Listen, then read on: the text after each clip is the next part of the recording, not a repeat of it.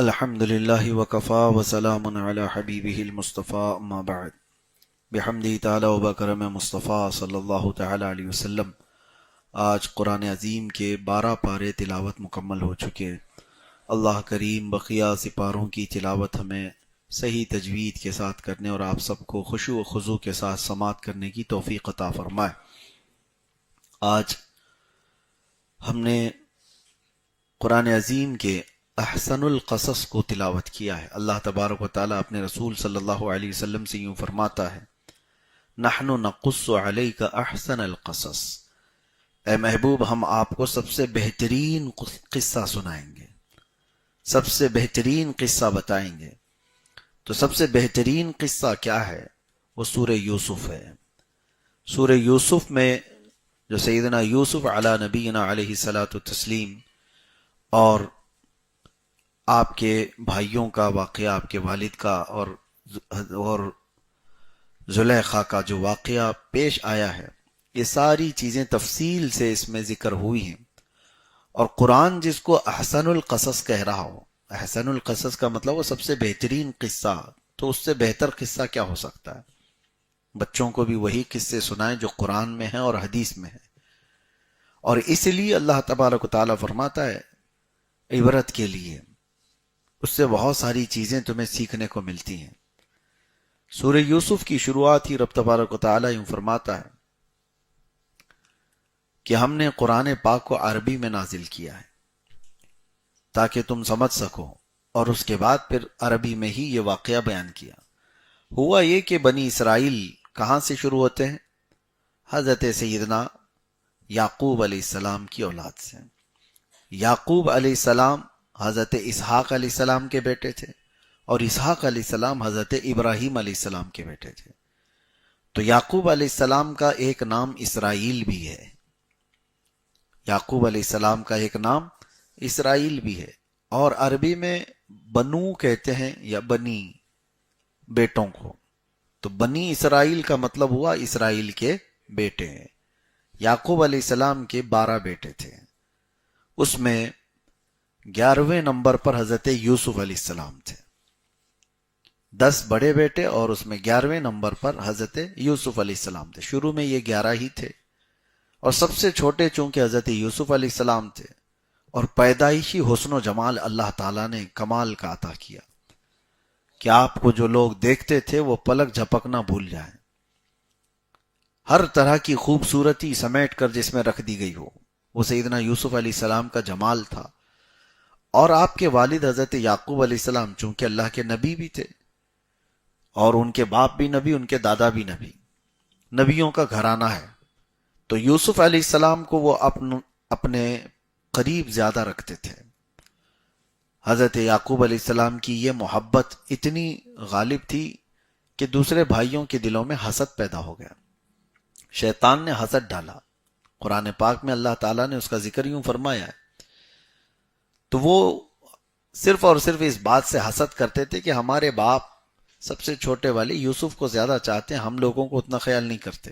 اور یعقوب علیہ السلام اس وقت بنی اسرائیل کے یعنی تمام یہ جو بیٹے ہیں ان کے باپ بھی، اور اس زمانے کے بڑے رسول اور نبی یعقوب علیہ السلام، اور جتنی قوم تھی اس وقت وہ سب حضرت یعقوب علیہ السلام کی پیروکار تھی، آپ کا بڑا مقام تھا۔ تو ایک مرتبہ ایسا ہوا کہ حضرت یوسف علیہ السلام نے خواب دیکھا۔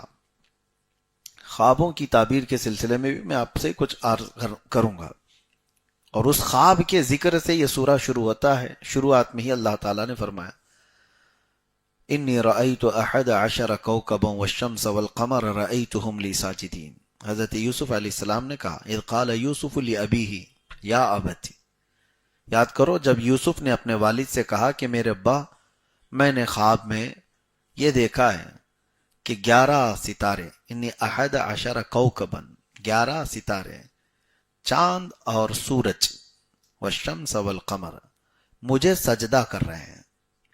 11 تارے، ایک چاند اور ایک سورج مجھے سجدہ کر رہے ہیں۔ تو یہ خواب حضرت یوسف علیہ السلام نے دیکھا اور اپنے والد سے کہا، تو حضرت یعقوب علیہ السلام نے ان سے کہا یا بنی لا تقصص رؤیاک علی اخوتک، اے میرے بیٹے یہ خواب جو ہے نا اپنے بھائیوں کو بتانا مت، فَيَكِيدُوا لَكَ كَيْدًا، وہ کچھ نہ کچھ تیرے ساتھ دشمنی کر جائیں گے، کوئی ہیلا کر جائیں گے، کچھ نہ کچھ نقصان پہنچائیں گے۔ اور پھر ان الشیطان للانسان عدو مبین، بے شک شیطان انسان کا کھلا ہوا دشمن ہے، کچھ نہ کچھ بھائیوں میں وہ کرے گا۔ تو خواب بتانے سے تو منع کیا، بھائیوں کو مت بتانا۔ حضرت یوسف علیہ السلام نے جو خواب دیکھا اس کی تعبیر حضرت یعقوب علیہ السلام نے بھی کچھ نہیں کہی، لیکن وہ سمجھ گئے کہ یہ آثار ہیں یوسف کے کمال کے، ان کی بلندی کے، بتاؤ مت اپنے بھائیوں سے۔ یہ بات چلتی رہی۔ اس کے بعد بھائیوں نے ایک پلان کر دیا کہ کہیں نہ کہیں یوسف کو راستے سے ہٹانا ہوگا۔ جب ابھی جوانی کو پہنچ رہے تھے، حضرت یعقوب علیہ السلام کبھی ان کو اپنے سے جدا نہیں کرتے تھے، دور بھیجتے نہیں تھے۔ بھائیوں نے سوچا کہ کس طرح سے یعقوب سے یوسف کو دور کیا جائے، ہمارے باپ سے یوسف کو دور کیا جائے۔ شیطان ان کے بیچ میں آیا اور میٹنگ کیا۔ شیطان کسی بھی شکل میں آ سکتا ہے، من الجنتی والناس، جنات میں سے بھی ہے، انسانوں میں سے بھی ہے۔ لوگوں کے تصور میں ایسا بیٹھا ہوگا کہ وہ بڑی سینگ والا ہوگا، کالے چہرے والا ہوگا، ڈراؤنی شکل کا ہوگا، ضروری نہیں، بہت خوبصورت بھی آ سکتا ہے۔ ہاں وہ کسی انسان اور تمہارے دوست کی شکل میں ہوگا، تمہارے بھائیوں کی شکل میں آئے گا، ضروری نہیں ہے وہ سینگ والا ہی آئے گا۔ تو شیطان ان کے بیچ میں آیا اور آ کر کے انہیں مشورہ دیا کہ ایک کام کرو، یوسف کو اپنے باپ سے لے کر کے کہیں جنگل میں گھومنے کے لیے لے جاؤ اور وہاں ذبح کر کے ختم کر دو، ختم کر دو۔ یوسف جیسے ہی ختم ہو جائیں گے تو تمہارے باپ کے پاس کوئی اور نہیں رہے گا، وہ تم سے ہی محبت کریں گے۔ تو بھائیوں نے کہا کہ پھر یہ کون یوسف کو اپنے باپ سے لے جائے گا، کیسے اجازت لی جائے گی؟ تو بہرحال سب نے میٹنگ کر کے اپنے والد حضرت یعقوب علیہ السلام کے پاس آ کر سب نے کہا کہ ابا جان ہم گھومنے کے لیے جا رہے ہیں، سیر کرنے کے لیے جا رہے ہیں، شکار کریں گے، تو ہم سب تو جا رہے ہیں، ہمیں اپنی اجازت دی، یوسف کو بھی ساتھ بھیج دیجیے۔ انہوں نے کہا نہیں، انی لیحزننی ان تذهبوا به واخاف ان یاکلہ الذئب، مجھے اس بات کا اندیشہ ہے کہ تم اس کو لے جاؤ گے اور کہیں کوئی بھیڑیا اس کو کھا نہ جائے، میرا عزیز بچہ ہے، اور تم جو ہے غافل ہو جاؤ گے۔ وانتم عنہ غافلون، تم اس سے بے خبر کہیں ہو گئے، اپنے کاموں میں مصروف ہو گئے تو یوسف کو کوئی حملہ نہ کر دے جنگلی جانور۔ تو آپ نے منع کیا تو سب رونے دھونے لگ گئے۔ قالوا لئن اکلہ الذئب ونحن عصبة انا اذا لخاسرون، ابا جان ہم تو اس کے سگے بھائی ہیں، اگر ہماری موجودگی میں کوئی بھیڑیا یا کوئی جانور کھا لے جائے تو پھر ہمارا کیا مطلب رہ گیا، ہم تو بڑے گھاٹے والے لوگ ہوں گے۔ اس طرح کی بڑی بڑی باتیں کی تو حضرت یعقوب علیہ السلام نے بھیج دیا، یوسف علیہ السلام کو ساتھ بھیج دیا۔ فلما ذهبوا به واجمعوا ان يجعلوه في غيابة الجب، قرآن میں اللہ فرماتا ہے اب وہ سب لے کر کے حضرت یوسف علیہ السلام کو جنگل میں آئے، پلان تو پہلے سے تھا ان کا، لیکن ذبح کرنے کی بجائے ان میں سے ان لوگوں نے یہ سوچا کہ ذبح کر دینا، کاٹ دینا یہ اچھا کام نہیں ہوگا، ایک کام کرتے ہیں کہ ویران کنواں ہے اس جنگل میں، وہاں پر ڈھکیل دیں گے، یوسف کو اس کنویں میں ڈال دیں گے، ہم خون نہیں کریں گے۔ اور یوسف علیہ السلام کو وہ لوگ لے کر کے آئے اور ایک ویران کنویں میں انہوں نے دھکیل دیا، اور یوسف علیہ السلام کی جگہ پر ایک بھیڑیا پکڑ لیا اور اس کو ذبح کیا، اس کو ذبح کر کے اس کا خون یوسف علیہ السلام کے جبے کو، ان کے کپڑوں کو لگایا اور ان کے کپڑے اتار لیے تھے، اور رکھ کر کے وہ واپس آئے یہی بتانے کے لیے کہ آپ کا اندیشہ سچ ثابت ہو گیا، آپ نے سوچا تھا کہ کوئی بھیڑیا حملہ کر دے گا اور سچ ویسی ہی ہو گیا۔ وَجَاءُوا أَبَاهُمْ عِشَاءً يَبْكُونَ، رات کو وہ لوگ روتے ہوئے لوٹے۔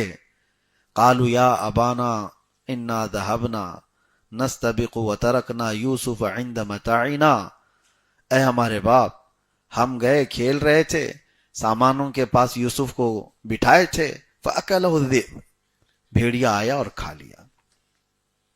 اور کیا کر سکتے ہم لوگ، رونا دھونا سب شروع کیا۔ وہ کپڑا دکھائے، دیکھو خون میں لت پت کپڑا ہے، کیا کیا جائے۔ حضرت یوسف علیہ السلام کے کنویں میں ویران ڈال کر کے انہوں نے یہ ہیلا کیا اور اپنے باپ کو آ کر بتا دیا۔ اور وہ اتنا زہریلا کنواں تھا، اس میں سانپ اور بچھو موجود تھے، کسی انسان کا اس میں بچ کر کے نکلنا آسان نہیں تھا۔ انہیں پتا تھا کہ ہم نے کنویں میں ڈالا ہے، یعنی تقریباً موت کے منہ میں ڈال دیا، اور یہ واپس آئے۔ یعقوب علیہ السلام نے ان کو ہمیشہ کے لیے اپنے سے دور کر دیا، کہا کہ مجھے اندیشہ اسی بات کا تھا کہ تم کچھ ہیلا کرو گے اور میرے بیٹے کو مجھ سے دور کرو گے، اور تم لوگوں نے وہی کیا۔ تو ناراضگی اتنی کہ جس چیز کے لیے انہوں نے حضرت یوسف کو ہٹایا تھا وہ تو ملی نہیں، پلس یعقوب علیہ السلام کی ناراضگی اپنے سر پر لے لی۔ اور ادھر کیا ہوا، حضرت یوسف علیہ السلام کو کنویں میں جیسے ہی ڈالا گیا، اللہ تعالیٰ کا حکم ہوا جبرائیل امین کو کہ اے جبرائیل، تیزی سے جاؤ دنیا میں، یوسف کے کنویں میں گرنے سے پہلے ان کو پکڑ لو۔ حضرت جبرائیل علیہ السلام 3 بار دنیا میں بہت تیزی سے تشریف لائے۔ ایک جب حضرت ابراہیم علیہ السلام کو نمرود آگ میں ڈالا تھا تو آپ کو منجنیق سے پھینکا گیا تھا، آگ میں گرنے سے پہلے جبرائیل امین آئے تھے۔ وہ کتنا شارٹ ٹائم ہوتا ہے۔ دوسرا، حضرت ابراہیم علیہ السلام جب اسماعیل علیہ السلام کے گلے پر چھری رکھ چکے تھے، تب اللہ تعالیٰ نے حکم دیا کہ فوراً جاؤ، ان کی چھری چلنے سے پہلے اسماعیل کو ہٹاؤ اور جنتی دمبے کو سلا دو۔ دوسری بار اتنی تیزی سے آئے تھے۔ اور تیسری مرتبہ فرمایا گیا یوسف علیہ السلام کو ان کے بھائیوں نے کنویں میں ادھر دھکا دیا، ان کے کنویں میں گرنے سے پہلے جبرائیل امین آ گئے تھے۔ ان کی تیزی، ان کی سرعت، وہ پتہ نہیں کتنے ہزاروں اور لاکھوں میل کا سفر جو آسمانوں پر ہوں، وہ سدرہ کے مکین آنے واحد میں پہنچ سکتے ہیں، تو جس کے در کی وہ خدمت کرتے ہیں اس کی سرعت کیا ہے؟ ہاں، جس کے در کی وہ خدمت پر ہیں رسول کریم صلی اللہ تعالی علیہ وسلم۔ بہرحال یوسف علیہ السلام کو کنویں میں انہوں نے اٹھا لیا اور ایک جگہ بٹھا دیا، اور موذی جانوروں کو حکم ہو گیا کہ یہ اللہ کے نبی ہیں، تمہاری غذا نہیں ہے، یوسف علیہ السلام کو کوئی ٹچ بھی نہ کرے، یہاں ان کی حفاظت پر لگ جاؤ۔ جو ایذا دینے والے زہریلے کیڑے مکوڑے یا جانور تھے اندر کنویں میں، وہ سب حضرت یوسف علیہ السلام کی حفاظت پہ لگ گئے۔ اللہ جس کو جہاں چاہے محفوظ رکھے، اور جیسے جس کو چاہے حفاظت پر بھی معمور کرے۔ وہ سانپوں کو بھی اللہ تعالی حفاظت پہ لگا دیتا ہے اللہ والوں کے لیے۔ ہاں، یہ بات بعید نہیں ہے، کبھی سانپوں کو اور بچھوؤں کو بھی اللہ تعالی حفاظت پر لگا دیتا ہے۔ ہاں، یہ دستور ہے رب تبارک تعالی۔ اس لیے اگر کوئی یہ کہتا ہے کہ رسول اللہ صلی اللہ تعالی علیہ وسلم کے روضہ اقدس کی حفاظت کے لیے جو لوگ کھڑے ہوئے ہیں، کیا وہ لوگ عاشق رسول نہیں ہیں؟ ضروری نہیں ہے، سانپوں سے بھی اللہ نبیوں کی حفاظت کرتا ہے، ضروری نہیں ہے۔ ہاں، اب ہوا یہ کہ حضرت یوسف علیہ السلام اس کنویں میں رہے اور اسی وقت آپ کو تاج نبوت عطا کیا ہے۔ چھوٹی عمر میں، بچپن میں جن نبیوں کو نبوت دی گئی ہے وہ 3 نبی ہیں۔ ایک حضرت عیسیٰ علیہ السلام، پیدا ہوتے ہی آپ کو نبی بنا دیا گیا، اور ایک حضرت یحییٰ علیہ السلام، ان کو بھی پیدائشی نبی بنایا گیا، اور تیسرے حضرت یوسف علیہ السلام بہت چھوٹی عمر میں تھے، کنویں میں تھے، اس وقت آپ کو نبوت دی گئی۔ یہ نبوت عطا کرنے کی بات ہے۔ ویسے دیکھا جائے تو رسول اللہ صلی اللہ تعالی علیہ وسلم کی نبوت، میرے آقا فرماتے ہیں کنت نبیا وآدم بین الماء والطین، مجھے تو اس وقت نبی بنایا گیا جب آدم کو ابھی مٹی اور پانی سے گوندا جا رہا تھا۔ آدم علیہ السلام کو پیدا بھی نہیں کیا گیا تھا، اس سے پہلے اللہ تعالی نبی پاک صلی اللہ تعالی علیہ وسلم نبی بنائے گئے تھے۔ بہرحال یوسف علیہ السلام وہاں پر تاج نبوت سے سرفراز کیے گئے۔ اتفاق ایسا ہے کہ وہاں سے ایک قافلہ گزر رہا تھا جو مصر کی طرف جا رہا تھا، اور اس قافلے نے وہاں پڑاؤ کیا، کنواں دیکھا، پانی ہوگا، تو قافلہ وہاں پر رکا، انہوں نے ڈول ڈالا، اور جیسی ہی ڈول ڈالا تو یوسف علیہ السلام اس ڈول کو پکڑ کر کے اوپر تشریف لائے۔ تو انہوں نے دیکھا یا بشرا ہاذا غلام، یہ کیسا خوبصورت نوجوان ہے، دیکھتے ہی لوگوں کی آنکھیں چندیا جائیں. اور وہ جنہوں نے ڈول ڈالا تھا یوسف علیہ السلام کو لے کر کے، وہ امیر قافلہ کے پاس لائے. کہا کہ دیکھو اتنا حسین اور اتنا خوبصورت نوجوان کنویں سے نکل کر کے آئے. اور قافلے والوں نے دیکھا صحیح سلامت اچھے ہیں تو قافلے میں اپنے ساتھ لے لیا. لیکن وہ جس راستے سے گزرتے تھے تو لوگ دیکھنے کے لیے جمع ہو جاتے تھے.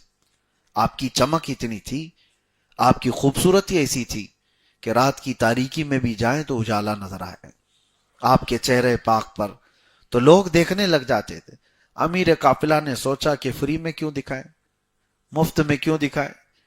تو بازار مصر پہنچ کر یوسف علیہ السلام کو دیکھنے کے لیے ایک ایک اشرفی قیمت لگائی گئی. ایک ایک سونے کا سکہ دو اور دیکھو. یہ خبر پھیل گئی کہ دنیا کا ایک حسین ترین نوجوان لایا گیا ہے، جسے دیکھنے کے لیے سب لوگ جمع ہونے لگے. ایک ایک سکہ دیتے اور دیکھتے. شام تک یہ قیمت بڑھ کر کے 10 سکوں پر آ گئی. 10 سونے کے سکے دو اور یوسف کو دیکھ کر جاؤ. پھر دوسرے دن 100 سکے دینے پڑے. ان کی تجارت تو چلی رہی تھی، دیکھنے والوں کی کمی ہی نہیں تھی. کون لوگ تھے جو اس طرح سے خرچ کر کے دیکھتے تھے؟ یہ اللہ کا نظام ہے، رب تبارک و تعالیٰ کا نظام ہے. اسی اسنا میں امیر قافلہ نے یہ سوچا یہ دیکھنے والا سسٹم اب ختم کر کے بیچنے والا شروع کرتے ہیں. بولی لگائیں گے، جو چاہے ان کو خرید لو. بہت حسین و جمیل خوبصورت نوجوان ہے. اس وقت جو عزیز مصر کہلاتے ہیں، یعنی مصر کا جو بادشاہ ہوگا اس کو عزیز مصر وہاں پر اس زمانے میں. تو عزیز مصر جو ہے اس کی بیوی تھی زلیخا. زلیخا نے بہت ساری روایات ہیں اس میں،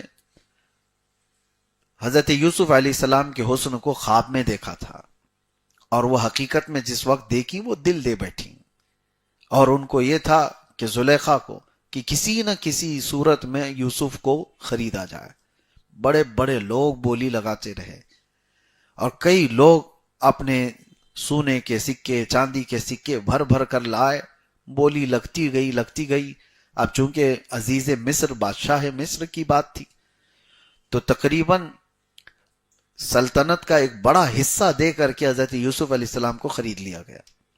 اور زلیخا لے کر کے آئی اپنے محل میں اپنے شوہر سے کہہ کر کے. تو اور اس کے بعد ہر گھڑی یوسف علیہ السلام کے ارد گرد ان کی خاطرداری کرنا. تو لوگوں میں ایک بات پھیل گئی کہ زلیخا اپنے شوہر کے ہوتے ہوئے ایک جوان لڑکے کے پیچھے دیوانی ہو گئی. انا لنراھا فی ضلال مبین. لوگوں نے کہا کہ ہم نے تو دیکھا یہ قد شغفھا حبا، یہ اس کی محبت میں گم ہو چکی ہے، وارفتہ ہے، اور یہ گمراہی کی طرف تو نہ چلی جائے. تو زلیخا کو جب یہ تانے سننے کو ملے کہ سب عورتیں کہہ رہی ہیں شہر میں یوسف کے پیچھے دیوانی ہو گئی ہوں، تو انہوں نے دیکھا تھوڑی نہ تھا یوسف کو. فلما سمعت بمکرہن ارسلت الیہن واعتدت لہن متکئا. تو زلیخا نے ایک دعوت کی اور کہا شہر کی جتنی بڑی امیر خواتین ہیں سب کو دعوت میں بلایا، اور بلا کر ان کو سب کو کھانا کھلانے کے بعد اعزاز کے بعد ہاتھوں میں ایک ایک لیمو اور ایک ایک چاقو دیا اور کہا میں جس وقت کہوں اس لیمو کو کاٹ دینا. وآتت کل واحدۃ منہن سکینہ، سب کو ایک ایک چاقو دی. وقالت اخرج علیہن فلما رأینہ اکبرنہ وقطعن ایدیہن وقلن حاشا للہ ما ھذا بشرا. جیسے ہی یوسف علیہ السلام کو زلیخا عورتوں کے اس حال میں لے آئی اور حکم دیا کہ ساری عورتیں اپنے اپنے ہاتھوں میں موجود لیموں کو کاٹ دیں. وہ عورتیں یوسف علیہ السلام کی جھلک کیا دیکھیں، دروازے سے داخل ہوتے ہی ان کے ہاتھوں سے لیمو چھوٹ گیا. قرآن میں ہے کہ انہوں نے انگلیاں پوری کاٹ لیں، تیز چاقو دی گئی تھی. اور یہاں تو قرآن میں وقطعن ایدیہن، ہاتھوں کو کاٹ لیا انہوں نے، لیکن اکثر حصہ یہاں پر کٹ گیا عورتوں کا. اور کیا کہا وقلنا حاشا للہ ما ھذا بشرا ان ھذا الا ملک کریم. یہ بھی کہا گیا کہ یہ تو انسان ہی نہیں ہو سکتا، یہ تو کوئی اترا ہوا فرشتہ نظر آتا ہے. یہ کوئی فرشتہ ہے، ہم نے ایسی صورت دنیا میں دیکھی ہی نہیں ہے۔ پھر اس کے بعد وہ تو معاملہ ہوا، یوسف علیہ السلام کے جانے کے بعد ان کو پتا چلا کہ ہم تو لیمو نہیں اپنا ہی کاٹ چکے ہیں، انگلیاں کٹ گئی۔ میرے عزیزو، یہ عام بات نہیں ہے، سننا آسان لگ رہا ہوگا، عورت ذات انگلی کاٹ لے، ہوگا نہیں، کاکروچ سے ڈرنے والی، چھپکلی سے اچھل کود کرنے والی، اور اس کو تھوڑا سا ٹچ کیا ہو جائے وہ کتنے دن ہا ہو کرتی رہے۔ اور ایسی عورت ذات اگر انگلیاں کاٹ لے یا اس کی کٹ گئی ہوں، اس کو درد نہیں ہوگا؟ انسان کی ایک کیفیت ہوتی ہے، انسان کی ایک کیفیت، اس کو کہتے ہیں محویت، غرق ہو جانا۔ محویت کیا ہے؟ یہ انسان کے ذہن و دماغ پر کسی ایسی چیز کا غلبہ جس میں وہ ڈوب گیا ہو، تو جب وہ اپنے آپ میں نہیں ہوتا ہے تو اسے کسی درد کا احساس ہی نہیں ہوتا، کسی درد کا احساس نہیں ہوتا۔ اور یہ محویت کسی بھی حال میں آ سکتی ہے۔ اب وہاں پر وہ جمال یوسف کو دیکھ کر کے وہ مہ ہو گئی تھی۔ اسی طرح کی بات حضرت مولا علی کرم اللہ وجہہ الکریم، آپ کی پنڈلی میں ایک تیر چبھ گیا تھا اور اس کو نکال نہیں پا رہے تھے، پنڈلی میں گوشت میں پھنسا ہوا۔ تیر کیسے ہوتے تھے جانتے ہیں؟ سامنے سے جو نوکیلے ہوتے تھے اور اس کے بعد پھر ان کے پیچھے اس طرح کے دانت لگے ہوتے، اگر گھس گیا تیر واپس کھینچا جائے تو گوشت کے ساتھ باہر آئے گا۔ تیروں کی شکل اس طرح بنائی جاتی تھی، تو ان کی پنڈلی میں گھسا ہوا ہے، تو وہ اتنی شدت کا درد تھا کہ اس کو کوئی نکال نہیں سک رہا تھا۔ تو پھر مشورہ یہ ہوا کہ حضرت مولا علی کرم اللہ وجہ الکریم جب نماز میں مصروف ہو جائیں تب نکالا جائے۔ تو آپ نماز پڑھنے لگے، تو اس حالت میں جب وہ قرات میں مصروف ہوتے تھے تو لوگوں نے پیچھے سے تیر کھینچ کر نکالا، حقیقت میں اس کے ساتھ گوشت لگ کر باہر آیا۔ نہ آپ کی نماز ٹوٹی، نہ قرات کم ہوئی، کچھ نہیں۔ اور سلام پھیرنے کے بعد آپ پاؤں پر ہاتھ رکھ کر پوچھتے ہیں یہ تیر کب نکالا گیا؟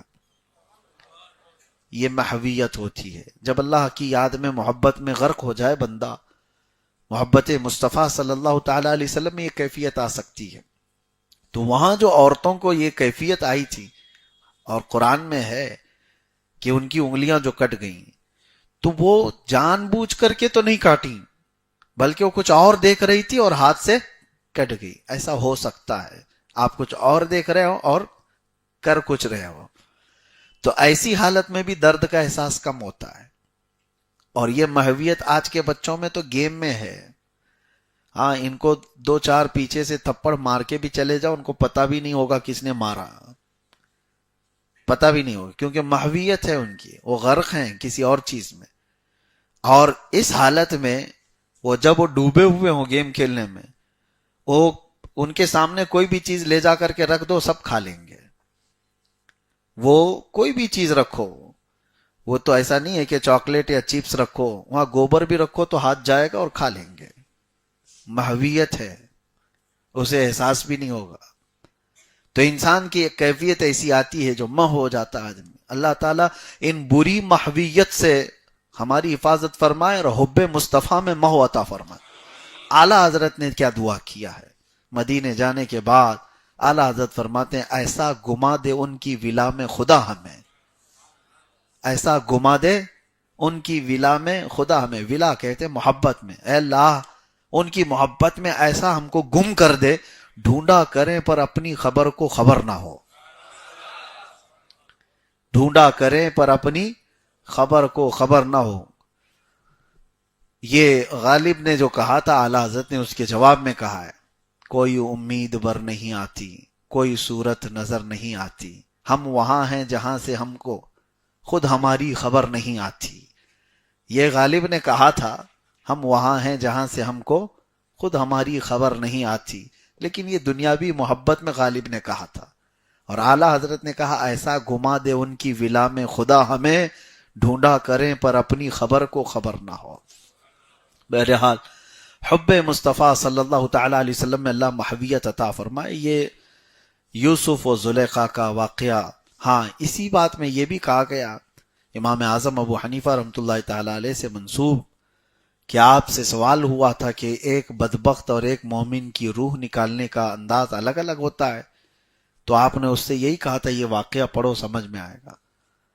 تو اس نے پڑھا, اسے سمجھ میں نہیں آیا, تو آپ نے پوچھا عورتوں کی انگلیاں کٹ گئی ان کو پتا چلا؟ اس شخص نے کہا نہیں. کہا کیوں؟ کیونکہ جمال یوسف دیکھ رہی تھی, جمال یوسف دیکھ رہی تھی, انگلیاں کٹ گئی ان کو پتہ نہیں چلا. امام اعظم فرماتے ہیں یہی مومن صالح کے ساتھ ہوگا, روح نکلنے کے وقت وہ جمال مصطفیٰ دیکھ رہا ہوگا. تو جمال یوسف دیکھتے ہوئے کٹنے والی انگلیوں کا درد نہیں ہوتا, تو جمال محمد دیکھنے کے وقت روح نکلنے کا بھی درد نہیں ہوتا, صلی اللہ علیہ وآلہ وسلم. اللہ تبارک و تعالی ہماری موت کے وقت, سرانے کے وقت وہ جمال جہاں آرا نصیب فرمائے. بس یہی زندگی کا مقصد بھی رکھو میرے عزیزو, کہ آخری وقت جب آنکھیں بند ہونے کو آئیں, دنیا بہت دیکھی, بس وہ چہرے جمال جہاں آرا ہمارے سرہانے کے پاس ہو, تاکہ دنیا سے جانے کا درد ہلکا ہو جائے. تو زلیخا کے ساتھ جو یہ معاملہ ہوا, یہ چیز جب پتا چلی شہر کی عورتوں کے ساتھ انہوں نے یہ معاملہ کیا. پھر ہوا یہ کہ یوسف علیہ السلام کے ساتھ انہوں نے ایک معاملہ کر دیا. کیا کیا؟ وہ کمرے میں بند تھے, سارے دروازے زلیخا نے بند کر دیے, اور یوسف کو اپنی طرف بلایا کہ تم آ جاؤ اور ہم تنہا ہیں. قرآن میں ہے وَلَقَدْ ہَمَّتْ بِهِ وَهَمَّ بِهَا لَوْلَا أَن رَأَىٰ بُرْهَانَ رَبِّهِ, یعنی زلیخا نے ارادہ کیا, اور یوسف بھی ارادہ کر لیتے اگر اللہ کی برہان ان کے ساتھ نہ ہوتی, اگر اللہ کی مدد ان کے ساتھ نہ ہوتی, اللہ کا فضل نہ ہوتا. نبی ہیں, رب تعالیٰ فرماتا ہے لولا ان رأى برہان ربی. اور اس کے بعد زلیخا نے جو ارادہ کیا, اس سے حضرت یوسف علیہ السلام نے اپنے دامن کو بچا لیا اور کہا نبیوں کے خاندان سے ہیں, باپ نبی, دادا نبی, پردادا نبی یوسف علیہ السلام کے.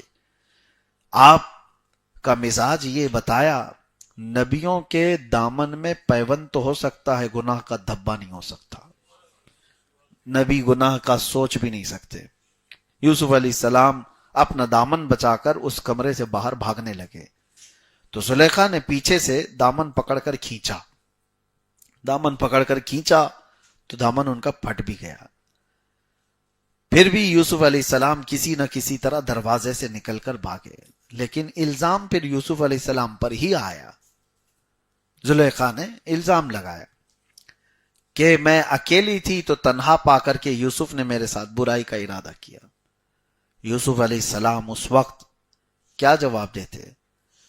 آپ نے اس وقت کہا قال ہی راودتنی عن نفسی وشہد شاہد من اہلہا. اب پھر یہاں سے ایک قانون بتایا گیا, ان کان قمیصہ قد من قبل فصدقت وہو من الکاذبین وان کان قمیصہ قد من دبر فکذبت وہو من الصادقین.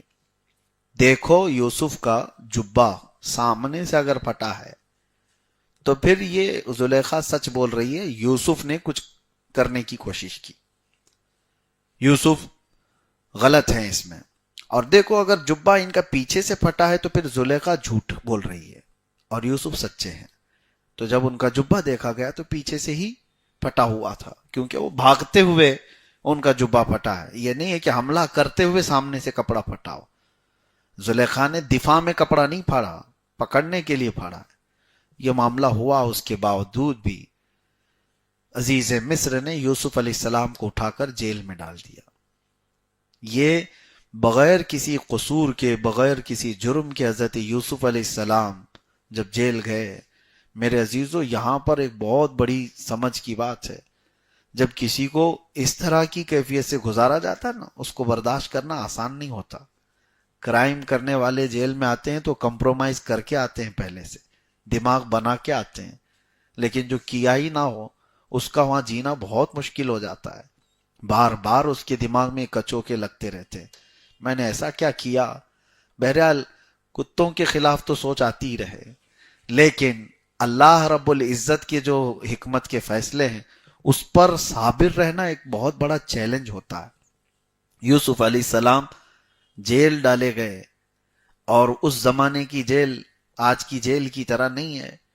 جیل کے اندر کیا کیا معاملات ہوئے, ایک دن گزرے ہوتے، 2 دن گزرے ہوتے، یوسف علیہ السلام کے مہینے 2 مہینے جیل میں کٹے ہوتے تو سمجھ میں آتا 7 سال جیل میں گزر گئے تھے، بغیر کسی قصور کے، بغیر کسی جرم کے، جوانی میں جس کو جیل ڈالا جائے، اور اس کے بعد ان کو وہاں پر اس انداز سے رکھا گیا کہ جیل کے حالات بڑے سخت تھے۔ وہاں پر ان کا ایک معجزہ ظاہر ہوا۔ وہ معجزہ کیا تھا؟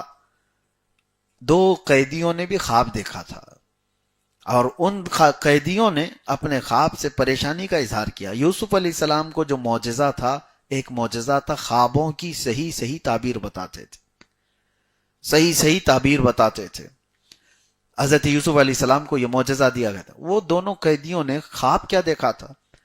ایک نے دیکھا تھا کہ وہ انگور سے رس نچوڑ رہا ہے، اور ایک نے دیکھا کہ وہ اپنے ٹوکرے پر روٹیاں لے جا رہا ہے اور کوے اس کو کھا رہے ہیں، تأکل الطیر منہ، اس میں سے پرندے کھا رہے ہیں۔ تو یہ دونوں بھی ڈرے ہوئے تھے۔ یوسف علیہ السلام نے ان سے کہا کہ میں تمہارے خوابوں کی صحیح تعبیر بتا دوں گا، لیکن ایک شرط ہے۔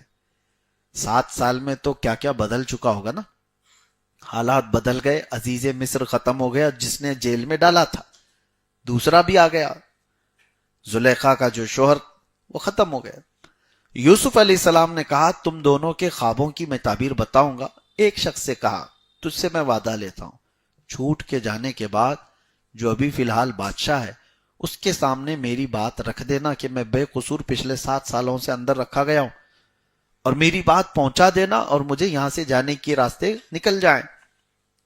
اور بہت نکتے کی بات میں کرنے جا رہا ہوں۔ تو دونوں قیدیوں کے خوابوں کی تعبیر کیا بتائی ہے یوسف علیہ السلام؟ کہا انگور جو نچوڑ رہا تھا اپنے خواب میں، وہ عنقریب اس کو موت کی سزا سنائی جائے گی۔ وہ کہتا ہے اعصر خمرا وقال الاخر، اور دوسرے نے کہا انی ارا احمل فوق رأسی خبزا تأکل الطیر من، میں اپنے سر پر ٹوکرے پر روٹیاں رکھا تھا اور اس کو پرندے کھا رہے تھے۔ یوسف علیہ السلام نے کہا کہ عنقریب نہیں، جس کے پرندے کھا رہے تھے اس کو یوسف علیہ السلام نے کہا موت کی سزا ہوگی، اور جو انگور نچوڑ رہا تھا، جو اس سے رس نکال رہا تھا، اس سے کہا عنقریب تجھے آزادی کا پروانہ ملے گا، اور اسی سے کہا تو آزاد ہوگا تو میری بات موجودہ بادشاہ سے کہے گا۔ ہوا ایسی ہی، دن تھوڑے بھی نہیں گزرے تھے کہ ایک شخص کو اس میں پھانسی کی سزا ہو گئی اور ایک کو آزادی سنا دی گئی۔ آزاد ہونے والا جیل سے جب نکلتا ہے نا، اس کی کیفیت ہے پیچھے مڑ کے بھی نہیں دیکھتا۔ ہم نے بھی بہت دیکھے، سلام کہہ دینا، فلاں کو سلام کہہ دینا، چٹیاں بھی لکھ کے بھیجو، وہ دروازے کے باہر پھینک کے چلا جاتا، دوبارہ یہ بری کوئی صورت آئے ہی نہ میں تمہارا سلام پہنچاؤں گا، نہ باہر والے کا سلام لاؤں گا۔ چھوٹ کے جانے والا تو یہ حالت میں جاتا ہے، کوئی دیکھتا بھی نہیں۔ جس کے چھوٹنے کا پروانہ آتا ہے نا اندر، اور کتنے دن تو وہ بیٹھے بیٹھے ہاتھ بھی دبا رہے ہیں، پیر بھی دبا رہے ہیں، سلام بھی کر رہے ہیں، سب کچھ ہے، اور باہر سے بیڑا آیا اور کہا گیا کہ بھائی تمہاری تو چھٹی ہو گئی، وہ نہ سلام کرتا ہے نہ مصافحہ کرتا ہے، کچھ بھی نہیں، پیچھے مڑ کے دیکھتا بھی نہیں۔ حتیٰ کہ اپنے کپڑے، وہ الگ الگ ایک متھ چلتے رہتے ہیں جیل کے اندر، جو ہے کوئی بھی چیز اپنی چھوڑنا بھی نہیں چاہتے، کیونکہ قیدیوں نے ڈرا کے رکھا ہے کہ اگر کوئی کپڑے چھوٹے ہیں تو واپس اندر آئے گا، وہ کپڑے تجھے واپس لے آئیں گے، وہ سمیٹ تک کر لے کے چلے جائے، کسی کو کچھ دینا نہیں۔ بہرحال یوسف علیہ السلام نے جس قیدی سے کہا وہ نکل تو گیا لیکن بھول گیا، بتایا نہیں، نہ بادشاہ کے پاس نہ کسی کے پاس اس نے کوئی بھی بات رکھی نہیں۔ اب اس اثنا میں بتایا جاتا ہے اور 7 سال گزر گئے۔ اللہ اکبر، یوسف علیہ السلام نے کس جرم کی سزا کاٹی؟ کچھ بھی نہیں تھا، اور نبی تھے، دامن پاک، دامن پاک، عام لوگوں کی بات نہیں کر رہا ہوں۔ یہاں پر ایک بات آتی ہے، یوسف علیہ السلام ایک دن اللہ کریم کی بارگاہ میں رونے لگے، گڑ گڑانے لگے کہ رب العالمین، کیا میرے لیے دروازہ ہے باہر جانے کا، یا زندگی پوری تمام یہی ہونی ہے؟ یہ جیل میں قیدیوں کو سنایا بھی کرتا تھا، اور میں اپنے لیے بھی۔ یوسف علیہ السلام کو اللہ تعالیٰ نے کیا فرمایا جانتے ہیں آپ؟ کہ اے یوسف، جیل میں تم اندر گئے اور باہر آنا چاہتے تھے تو بادشاہ سے کیوں کہا، ایک بار مجھ سے کہا ہوتا. بادشاہ کے سامنے تم نے اپنی سفارش کیوں بھیجی؟ اللہ کو یہ بھی گوارا نہیں. اپنے محبوبوں کے متعلق عام لوگ تو کچھ بھی ادھر ادھر سفارش کریں، ساری چیزیں اپنی جگہ پر اسباب پر چل رہا ہے، لیکن محبوبوں کی بات الگ ہے. وہ انبیاء ہیں، وہ نبی ہیں. رب تبارک و تعالیٰ فرماتے پھر حضرت یوسف علیہ السلام کو احساس ہوا اور اس کے بعد کہا اب تو جانا ہی نہیں. میں نے بادشاہ کے سامنے اللہ کو چھوڑ کر دوسرے کے سامنے سفارش کیوں کی؟ میں نے دوسرے سے امید کیوں لگائی کہ بادشاہ چاہے گا تو چھوٹ جائے گا؟ رب تبارک و تعالیٰ کی ناراضگی کا سبب بنا. اور اس کے بعد جب آپ کو احساس ہوا تبھی آپ کے چھوٹنے کا وقت بھی آ گیا. اور جو چھوٹنے کا وقت آیا اس وقت آپ کو آ کر کے سنایا گیا کہ چلو یوسف اب بادشاہ ہے، وقت آپ کو بلا رہا ہے. کیونکہ بادشاہ بھی ایک خواب دیکھا تھا اور اس کو بھی تعبیر نہیں معلوم تھی. اور یہ چھوٹا ہوا قیدی 7 سال کے بعد بادشاہ کو کہتا ہے مجھے تو یاد آ رہا ہے کہ جیل میں ایک آدمی ہے جو خوابوں کی سچی تعبیر بتاتا ہے، تو لے آؤں اس کو. بادشاہ نے کہا آزاد کرو، لے آؤ، اور اعزاز کے ساتھ لے آؤ. کون ہے؟ یوسف علیہ السلام. اب اعزاز کے ساتھ لے جانا تھا، یہ اللہ کا نظام ہے. یوسف علیہ السلام کے پاس جب لوگ آئے کہ بادشاہ وقت آپ کو اعزاز کے ساتھ بلا رہا ہے، آپ نے کہا اب مجھے نہیں جانا ہے، اب مجھے باہر نہیں جانا ہے، کیونکہ میں دنیا سے یا بادشاہ سے امید جو لگایا اللہ تبارک و تعالیٰ کہیں مجھ سے ناراض نہ ہو جائے. تو اس کے بعد آپ نے کہا کہ اب مجھے جانا نہیں. رب تبارک و تعالیٰ کا حکم ہوا اب تو تمہیں جانا ہے باہر. اب زبردستی باہر بھیجا گیا یہ بتانے کے لیے کہ توکل یہ ہے اللہ کے چاہے بغیر کچھ نہیں ہوتا. توکل اور یقین اس کو کہتے ہیں. اگر رب چاہے تو پوری دنیا مل کر کے اندر نہیں کر سکتی، اور رب چاہے اور رب نہ چاہے تو پوری دنیا مل کر کے اس کو نکال بھی نہیں سکتی. مجھے بات یاد آتی ہے، یہ حضرت یوسف علیہ السلام کے جیل سے باہر آنے کے بعد کے جو معاملات ہیں انشاءاللہ زندگی باقی رہی تو کل کی تفسیر میں عرض کروں گا. آدھا سورہ یوسف ابھی باقی ہے، کل تلاوت ہونا باقی ہے. میں ایک دن دروازے پر آیا، ایک نوجوان کو دیکھا اندر، وہ تو 4-5 دن کا آیا ہوگا، تازہ تازہ قیدی تھا. تو وہ دیکھا، کہا مفتی صاحب، اور میں تو ملاقات کے لیے نمبر لگایا ہوا تھا. وہ دیکھ کر کے رونے لگا آنکھیں لال کر کے. اس کے بعد اس نے ایک بات کہی، کہا کہ حضرت اگر ہم باہر چاہیں ہم جو ہے 10,000 نوجوانوں کو لے کر کے آ جائیں گے اور ان سے کہیں گے ان سب کو اندر رکھ لو اور ان کو باہر کرو. اتنے سارے لوگ تیار ہیں، اندر آ جائیں گے اور آپ باہر چلے جائیں. میں نے کہا کہ ہو سکتا ہے 1,00,000 لوگ بھی اندر آئیں، ہماری محبت میں 1,00,000 لوگ بھی اندر آئیں ہمیں باہر نکالنے کے لیے، لیکن جس کو چاہیے وہ 1,00,000 نہیں چاہیے، وہ ایک ہی چاہیے ان کو. وہ 1,00,000 ان کو نہیں چاہیے، وہ ایک چاہیے. تمہارے 10,000 یا 1,00,000 اندر لانے کا کوئی حاصل نہیں. اس وقت ایک بات میں نے عرض کیا تھا، وقت کی بڑی بڑی طاقتیں چاہ کر کسی کو روکنا چاہیں اور اللہ نہ روکنا چاہے تو کچھ نہیں ہوگا. اور اگر اللہ نے روک رکھا ہے تو پھر تم سارے اسباب ٹرائی کر کے دیکھ لو، سارے دروازے کھٹکھٹا کے دیکھ لو، جب تک وہ وقت نہیں آئے گا کبھی وہ دروازہ کھلے گا نہیں. یہی توکل ہے اور یہی ایمان ہے. اللہ تعالیٰ اس پر کہنے سے زیادہ عمل کی توفیق عطا فرمائے. جب ریئلٹی ہو، پریکٹیکلی ہو نا، تو ایک بڑا الگ مسئلہ ہوتا ہے. آپ زندگی میں یہ طے کر کے چلیں کہ اللہ تبارک و تعالیٰ جس وقت چاہے گا، ہاں اسباب کے ساتھ ہمیں چلنا ضروری ہے. بیمار ہوا تو ڈاکٹر کے پاس جانا ہے، لیکن اگر اللہ نہ چاہے تو 70 ڈاکٹر مل کر کے بھی کچھ نہیں کر سکے. اور کبھی رب تبارک و تعالی بڑی سی بڑی بیماریوں کو کسی حل کے ذریعے سے بھی اسے شفا دے دیتا ہے. تو امید اور یقین اللہ کی ذات سے لگائے رکھیں، اور اسی کو کہا گیا ایمان ہے. اور تقدیر کس کا نام ہے؟ تقدیر پر ایمان رکھنے والا ہی مومن ہے. جو کچھ بھی زندگی میں اچھا یا برا ہوگا وہ اللہ کی مرضی سے ہوگا. رب تبارک و تعالی ہمیں ان واقعات سے اور قرآن پاک کی ان آیات سے درس لینے کی توفیق عطا فرمائے. وآخر دعوانا ان الحمد للہ رب العالمین. السلام علیکم.